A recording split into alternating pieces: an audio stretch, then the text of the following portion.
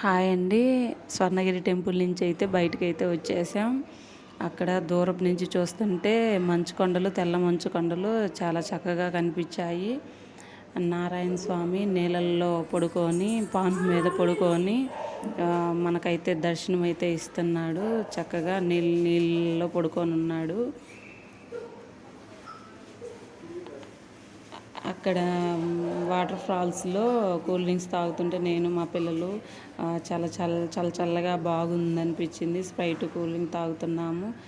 మా కోడల పిల్ల అయితే ఇంటికి వెళ్దాం రా అని అంటే, నేను కాసేపు ఉంటాను అత్త రాను అని అంటుంది. అటుకు ఇటుకు తిరుగుతూ ఉంది కానీ ఇంటికి రమ్మంటే రావట్లేదు. దానికైతే ఆ ప్లేస్ చాలా బాగా నచ్చింది.